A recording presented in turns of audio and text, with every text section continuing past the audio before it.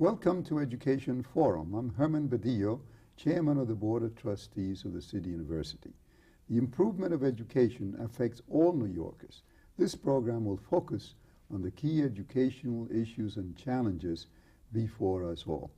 My guest today is Dr. Edison Jackson, who is the president of Medgar Evers College, one of the colleges of the City University of New York. Dr. Jackson is a graduate of, got his MS and his bachelor's degree at Howard University and got his doctorate at Rutgers University in New Jersey. Prior to coming to Medgar Evers College, he was the president of Compton Community College in California, and he has a history of over 30 years in education. He has been president of Medgar Evers College since 1989, and therefore he has one of the longest tenures of college presidents in the City University. Welcome, Dr. Jackson. Thank you very much. Tell me, a college by the name of Medgar Evers College has to have a special history and a special meaning. Tell us something about that. Yes, Medgar Evers College was named for the slain civil rights leader Medgar Evers of Mississippi, who gave his life for the right to vote. And he was about the business of empowering a community. And so it was appropriate that Medgar Evers College will be named after a person who was about the business of organizing and creating opportunities. What year was Medgar Evers killed? I believe that was the late 60s. In fact, I think 1964. And the college was founded in 1970. It founded in 1970 and had its first graduating class in 1971. It opened roughly with about 1,000 students, most of whom were adults who were returning to education, and many of whom did not even believe that higher education would be available to them. And so it allowed them to develop a sense of who they were and to achieve a level of greatness that allowed them to go on to become productive citizens within our community. I remember in those years, of course, it was during the height of the civil rights movement. I had been president of the Bronx, and then, in fact, I was elected as a member of Congress for the first time in 1970. As the first Puerto Rican in the history of the nation to be elected to Congress. So I remember the activity in Brooklyn around that time to establish Medgar Evers College, because there had been a number of poverty programs and other developments to try to bring the black and Hispanic community out of poverty. And one of the goals was to help the community get a college education. Would you say that that goal has been accomplished? Very much so. We see Medgar as a transforming agent, and I'm one who believes that education has the capacity to transform an individual or people in a community. And part of what has happened with Medgar Evers is not only that we are serving students who come to us, but also serving the community, utilizing resources of the faculty in terms of expertise to solve problems and issues. And if you know anything about Central Brooklyn, which you do, there are very few institutions located in Central Brooklyn that have the kind of facilities that the community can actually utilize. So that we believe that we are a community college, if you sense, in the sense of being a part of the community. And what's unusual about Medgar Evers College is that you have a 2-year college and a 4-year college within the same institution, which gives you more leeway in deciding how to enroll the students. It's a great structure at Medgar. Tell us the number of students you have and how many are in the 2-year college and how many in the 4-year college. We have, for the fall semester, enrollment of 4,872 students. About 55% of the students are enrolled in our associate degree programs, and about 45% in our baccalaureate degree programs. One of the interesting things that we have noticed over the last several years is that more and more students are enrolling in our baccalaureate degree programs. And so this has been a major shift in terms of our enrollment patterns of students who come to Medgar Evers. And what kind of degrees do the students get? We have actually 4 academic schools: a School of Business and Public Administration, a School of Science, Health, and Technology, a School of Liberal Arts and Education, and a School of Continuing Education. In the School of Business, we offer the normal courses: Public Administration, Business Administration, Finance, Accounting, Marketing. In the School of Liberal Arts, we offer a psychology degree, baccalaureate degrees I'm speaking of. And teacher education, we offer 3 degrees: early childhood, K through 6 in special education, and liberal arts. In the School of Science, Health, and Technology, we have a biology program, which I'm extremely proud of in terms of its emphasis on pre-med. And at this point in time, I'm proud to say that 85% of our graduates go on, this program go on to med school or to dental school. Great. We also want to emphasize, at least I do, your teacher education program, Yes. because of the needs of the public school system Absolutely. today. As you know, we have an impossible situation because so many teachers are moving out of the city or retiring, and we don't have enough people to fill those jobs. And therefore, as far as I'm concerned, I want to give a priority to improving the teacher education programs at the City University. We've made substantial progress in restructuring our teacher education program, and we have raised the admission requirements for the admission to the program, and been able to attract some substantial new faculty members. In fact, we've hired 6 new faculty members, some who've come from Stanford University, University of Maryland, College Park, Florida State, Michigan State University. And they come already with a scholarly record, a sense of commitment to teaching in an urban setting, and wanting to really make a contribution to our community. Tell me about the students. What's the ethnic breakdown of the students? What's the average age? What kind of problems do they have? Are they married, have children, or do they come full-time, part-time? How does it look there? Roughly 50% of our students are enrolled as full-time students, and roughly 49% of those are enrolled in the evening, come to college during the evenings. 85% of our student population is of African descent. We have I'm proud to say, a growing Hispanic population. One sometimes does not really know that there are major pockets in Brooklyn in terms of Hispanic, and we have reached out to those communities. And those communities, both the black and Hispanic communities, are growing. Yeah. And so what I've seen over the last 5 to 6 years, a small percentage of roughly 2% of our student population being Hispanic, now pretty close to 10%.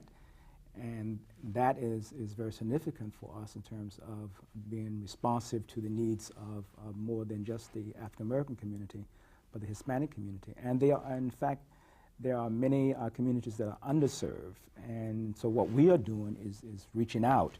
We've established a center in East New York to reach out and to have a presence there, because there are a lot of people who would love to go to college. But if you know anything about East New York, there are no institutions of higher learning in that area. Tell me this, which I know from the community. Are there many students who are not from the South, but who come from the Caribbean or who were not born in the United States? Roughly 65% of our student population come from the Caribbean. And if you go back 2 or 3 generations, it may be close to 85%. Okay, but of those that come from the Caribbean who were born there, have they come recently? Are they high school graduates, or have they studied at the schools in the Caribbean countries? Most of them have studied and done their formal work in terms of schooling in the Caribbean. We have, in terms of our fall enrollment, roughly 600 students from Jamaica And Haiti is second in terms of foreign-born and foreign-educated. Then Trinidad and Tobago, third in terms of sheer numbers. See, the reason I ask that question is because I'm curious about the quality of those schools, because when I came here from Puerto Rico, I was 12 years old. Yes. And I couldn't speak English at all, but the schools in Puerto Rico were better than the public schools here, so that I understood what was going on, even if I couldn't speak the language, and that was very helpful.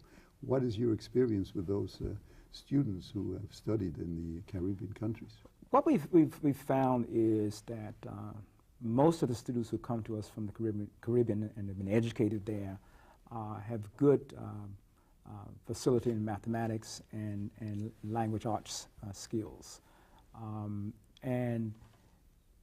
But what we are also finding is those youngsters who are educated in the city school system are quite different in terms of skill acquisition. Mm-hmm. And so they bring with them a whole set of a different set of issues and challenges, so that we have a bipolar population, in the sense that those who are mature and adults come with better skills and need less support and assistance.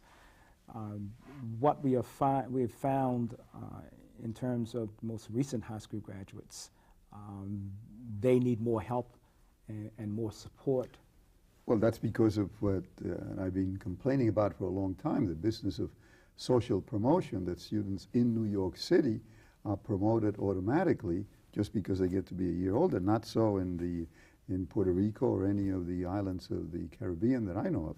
And so it does make a difference. It makes it more difficult because you, in effect, have to have two separate structures to orient the students. And that makes the situation much more difficult to resolve. But tell me about the age of the students. What is the median age? The median age is 26 and decreasing. What has happened over the last 10 years, and I've been at Medgar, when I arrived there, we were attracting roughly 2% of our freshman class was made up of recent high school graduates. Now it's close to 30%, and growing. That presents some new challenges, provides some new challenges for us, in the sense that those students, younger students, they're at home. Most of them are not working, and so they stay on the campus. And these are much younger students. Much younger students. Yeah. Right. We'll be back after these announcements.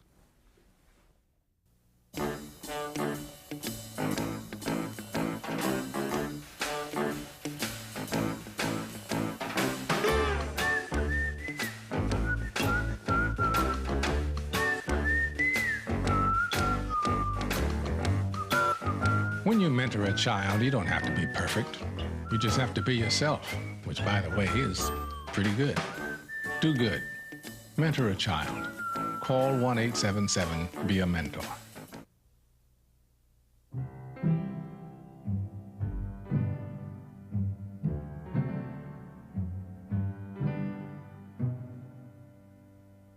To be a mentor, you don't have to have all the answers.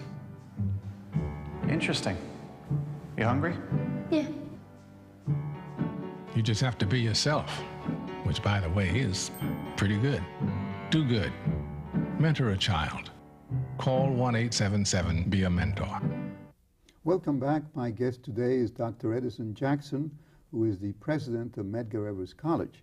Medgar Evers College is one of the colleges of the City University of New York, but it was founded, as we have said, in memory of a slain civil rights hero, and has great significance in not only in Brooklyn but in the black community nationwide. And now we find that there's an interesting correlation between Medgar Evers, founded about the same time as I founded Ostos Community College. Yes. In the Bronx, because I was then president of the Bronx, and it was established primarily for the benefit of the Puerto Rican community, but it has become primarily a college for Dominicans and other Hispanics. Mm-hmm. Similarly, Medgar Evers was started in the for the benefit of the black community, but with the new migration of African Americans from the Caribbean, it has become a center for that particular immigrant group.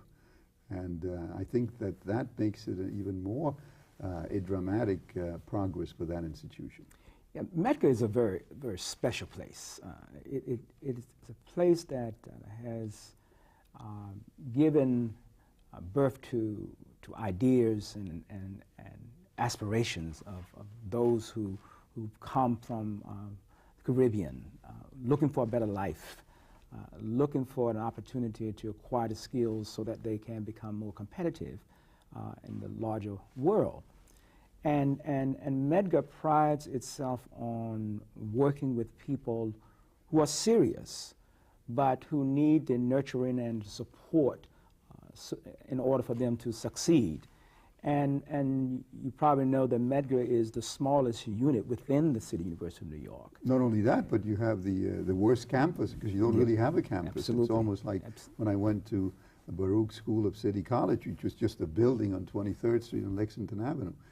What you don't have any acreage at all of trees. You may have a little garden, but that's about it. So you don't have the typical college atmosphere. But nevertheless, you have a growing student body and a growing population around you. Medgar is attractive for a lot of students, and we make a clear distinction in terms of what it is that you're looking for. If you're looking for an institution that's nurturing, that's supportive, that will challenge you, but also small enough in size that you're not just a number. I need to also let you know, that the audience know, that we also attract a large number of transfer students. Over the course of an academic year, this past year, we had accepted and over 600 transfer students. From where? From CUNY institutions, and from New Jersey, and from SUNY institutions. And so we are a college of choice for are these students who are residents in Brooklyn, or do they come from other parts of the metropolitan area? Majority of them reside in Brooklyn. We have believe it or not, a large population of students who come from the Bronx. Roughly 200 students who travel from the Bronx daily to come to Medgar Evers. And they come because they like the environment, the atmosphere in terms of smallness, institution that's geared toward working with and giving life and birth to our heritage. And many of our students, they come for that expression of who they are. And they don't have to struggle with the issue of that identity, but rather that whole heritage and their history is enhanced and reinforced. So they make a very conscious decision to come to Medgar Evers. The other interesting thing about Medgar is we've almost doubled our enrollment from the time that I came to Medgar Evers. It was roughly, we had enrolled roughly 2,600 students, and we almost had 4,900 students for this fall semester. And we could do more if we had better facilities. And I'm pleased to say that the board and the dormitory authority have acquired the additional properties around the campus so that we can expand, and we have hired an architectural firm to design our new academic complex, which will house the School of Science, Health, and Technology. Sure, because you certainly should be growing in anticipation of the changes that have been taking place in Brooklyn and that will continue to take place in the next 15 or 20 years. I know in the Bronx we have capacity for growth for Ostos, which I originally wanted to be made into a senior college, but we need to enlarge Medgar as well. Now, before the break, we were talking about the problems that we both have with the Board of Education in New York City and the quality of the graduates from high school. One of the things that you've done is to set up your own high school at Medgar Evers College. Tell us about that. Yes, I'm very proud of the Miller College High School that we have affiliated with Medgar Evers. And it is not an alternative high school. It's an academic high school with emphasis on science, health, and technology. Now, who runs that and how is it tied into Medgar? We have a joint relationship in terms of administration with the Board of Education and Medgar Evers. The principal is an excellent academic leader with great vision, and I was a part of the decision that in terms of those hiring him, and he is marvelous. And we have a great faculty.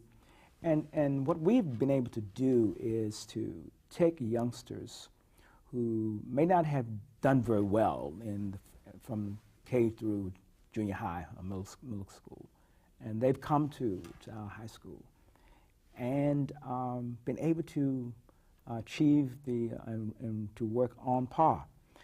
At the last administration of the statewide Regents exam, we came in third in terms of performance of all the high schools in Brooklyn.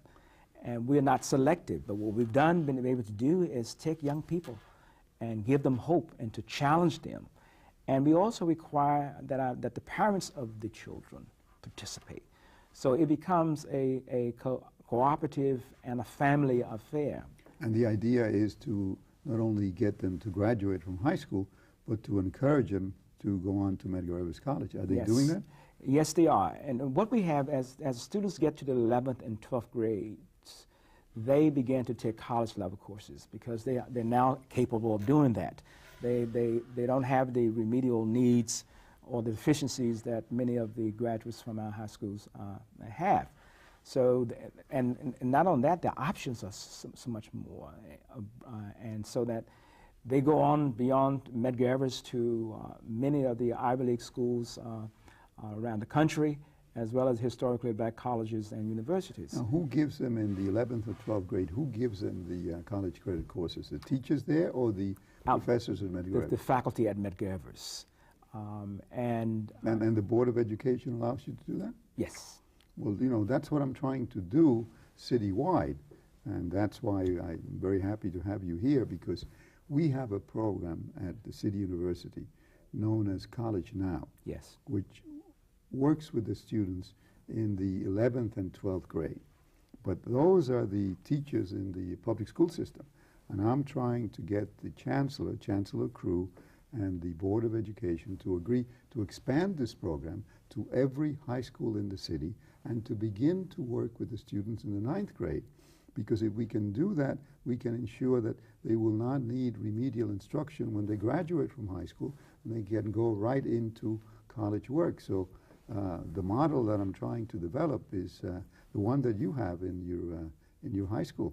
The only thing is, so far, I haven't been able to get the Board of Education to agree to let our professors teach in the 11th or 12th grade. So you've accomplished something that has eluded us so far. We've been very, very successful with this model.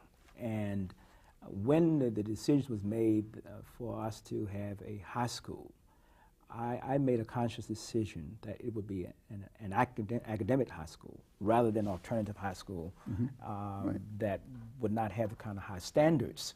And so what we were looking for is to provide an alternative and high and rigorous academic environment.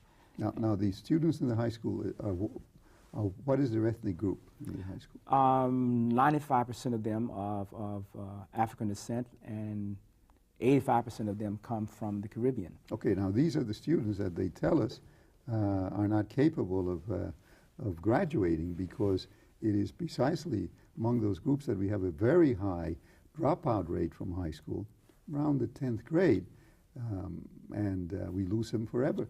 And we have a large number of schools which are under Regents review precisely because the dropout rate is so high. So what kind of a dropout rate do you have in high school? Let me say that we have the best attendance performance of any of the high schools within in Brooklyn, and our success rate is close to 96% in terms of graduation. That's remarkable. But what we do is we have very high expectations. I think that probably matches or is not even matched by Bronx Science and Stuyvesant High School and some of the so-called best high schools in the city? Well, I think that we plan to be one of the best, and we are pretty close to becoming one of the best. But we know that there are certain strategies that must be in place if you're going to create success for young people, and not so young, if you will. And you have to be very clear on your expectations. The faculty members have to be committed to excellence. And you don't have automatic promotion in the high school? Absolutely not. Okay. Absolutely not. In fact, we are proud to say by the time a student has completed his 9th grade year, he is on par. Now, what we require, however, is additional work and beyond the school day. In some cases, summer school for that first year. But by the time they come back in the 10th grade, they are on par. And we've been able to create to hire a faculty at the high school, faculty that's really committed to excellence. And next spring, June 2000, we will be moving into a brand new $31 million facility. And it's marvelous. It has all the technological infrastructure that would allow the students to really do even greater work. The other part of that is that our faculty also work with our feeder schools, helping the science teachers in the community school districts to acquire the necessary skills. The elementary schools yes. and junior high schools. So that, and what we found is, as a result of our faculty, biology and science faculty working with them, the students who have taken the Regents have improved their scores because the teachers have improved their skills and strategies of how to create greater scientific kinds of experiences for our students. Well, listen, if I can get the Board of Education to let us take over all of the high schools in the city, I'm going to send a number of them over to you. We would love to have them. Thank you for coming today. Thank you.